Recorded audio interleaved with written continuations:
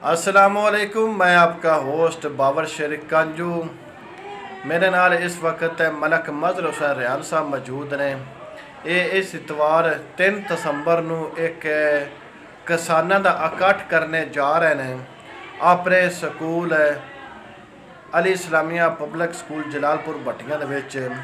असी उस इकट्ठ के हवाले नाल इन्हां मजर साहब नाल गुफ्तगू करने भी तुसी किसानां दा जिहड़ा इकट्ठ करा रहे हो, इस किसानां दे इकट्ठ वास्ते दा इकट्ठा होने का की मकसद है, किहड़े किहड़े मुल्की लेवल ते या साडे सूबाई सतह ते या साडे जिली सतह ते डिवीजन सतह तो भी कोई नंदे किरे कौम मुतहिदा किसान किहड़ी मूवमेंट ना एक बनाई है तंजीम भी उन्होंने भी कोई आला क़यादत भी शिरकत करे दी इस हवाले जी। अस्सलामुअलैकुम जी। वालेकुम अस्सलाम। मजर साहब की हाल है जी बिल्कुल ठीक है। अच्छा मजर साहब, तुसा सोशल मीडिया ते बड़ा एक चर्चा आम किया है भी असी किसानों का वर्कर कन्वेंशन करवा रहे हैं, इकट्ठ करवा रहे हैं, जिन्होंने अपनी जुबान आने भी किसानों का इकट्ठ है।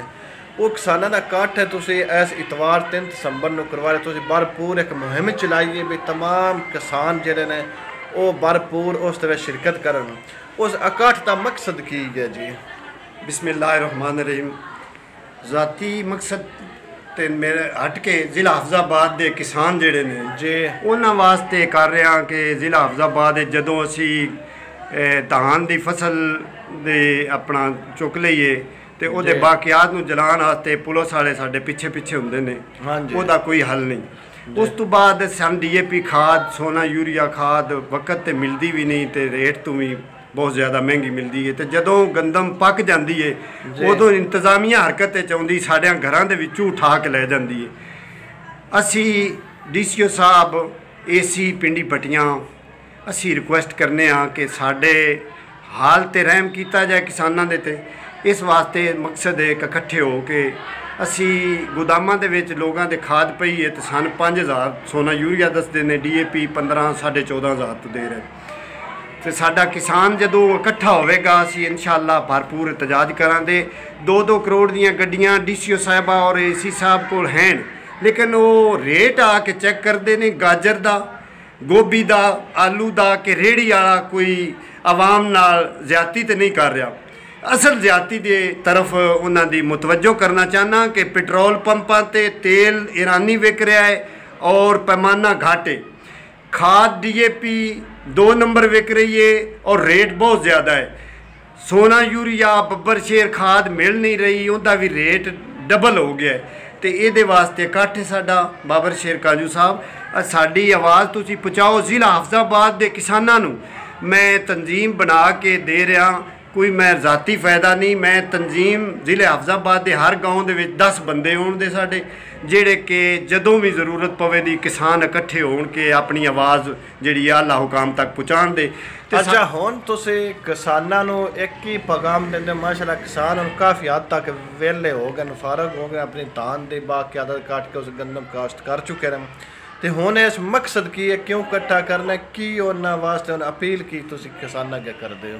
मैं अपने ज़िले हफजाबाद के किसान भाइयों अगे अपील करना कि 3 दसंबर 2 तो 4 बजे तक टाइम निकाल के आओ, खाना मिलेगा। उस तो बाद ये कि आपस जी तंजीम ज़िले हफजाबाद की वो बनाई जाएगी। अच्छा, ये जी कि तुसी तंजीम बना रहे हो, इस तंजीम दे विच तुहाडे किरे कौमी मूवमेंट की तरफों हो रहे इकट्ठ किसानां दा, क्या उनकी तरफ भी कोई इत्थों रहनुमा आन दे उस? जी पंजाब का सदर आएंगे शहीन गिलानी साहब और बाकी दोस्त भी आएंगे, एक कन्वीनर आ रहे ने इस्लामाबाद तो भी दोस्त आ रहे ने। सिर्फ मकसद उन्होंने बुलाने का इस वास्ते वो साडे मेहमान ने कि साडी हुकूमत पंजाब या हुकूमत वफाक दे विच आवाज़ साडी ते नहीं पहुँचती, लेकिन ये कि उन्होंने वादा किया कि असी तुहाडी आवाज़ नूं पंजाब असैम्बली होवे तां या अपना वफाकी असैम्बली दे विच असी इंशाअल्लाह आवाज़ तुहाडी जिहड़ी है किसानां दी वो पहुँचावांगे। जी जनाब, जिस तरह मदर साहब कह रहे हैं भाई तुसा 3 दसंबर बरोज़ इतवार नूं 2 तो लैके 4 बजे तक वनी के रोड ते अली इस्लामिया पब्लिक स्कूल है नंदा, इत्थे तुसा लाजमी शिरकत करनी, अपना कीमती टाइम कढ़ के। कोई इत्थे ना कोई सियासी जलसा जे ना सियासी समझिया। ये सिर्फ एक किसानों के इत्तेहाद इकट्ठ करने वास्ते, उत्ते किसानों के किहड़े मसाइल ने उन्होंने उजागर करने वास्ते भी किसान असी एक आवाज़ एक जान ते यक जान हो के अज जरा एक एक किसान तुसी वेख रहे हो सुन रहे हो भी किस तरह दर बदर ठोकरा खा रहे एक एक बोरी खाद दी लैन वास्ते। सिर्फ वो एक तनजीम इकट्ठ बनाया जाएगा ताकि कल नू कोई ऐसा वक्त आवेगा, कोई मुश्किल वक्त किसान ते आवे जिस तरह हुण चलो बाक़यादत जी जल गई गंदम कटी के जुर्माने भी हो गए सारिਆਂ ਨੂੰ होए ने समेत मजहर दे साडे भी होए ने, लेकिन उन्हां वास्ते कोई हल निकालिया जाए। ज़रायत वाले आंदे ने या पुलिस वाले आंदे ने या इंतजामिया आंदी है भी इस तरह जी मशीनरियां आईयां ने, वो मशीनरियां सन देन ते सही 4-4 साल हो गए सब सीटियां ते जिन्हां दे ना टोकन कागजात जमा करवाए ना दियां हाली वो नहीं निकलियां। क्या असी कित्थों लियावीए? एक एक मशीनरी है हुण एक ड्रिल निकली है वो तकरीबन 10 लाख रुपए दी, किसान कितों 10 लाख रेंज करेगा या तो इन्ने वसायल किसान को होने सिर्फ उस मकसद वास्ते। अगर कल किसान नाल कोई ज्यादती होंदी उनकी लब्बाई करते हुए या कट्ठे हो के उनकी वास्ते रहनुमाई या उनकी हैल्प बंदा कर सकता है। DCO AC कोल है तो जिस तरह खाद नहीं मिलती इस एहतजाज बंदा कर सकता है।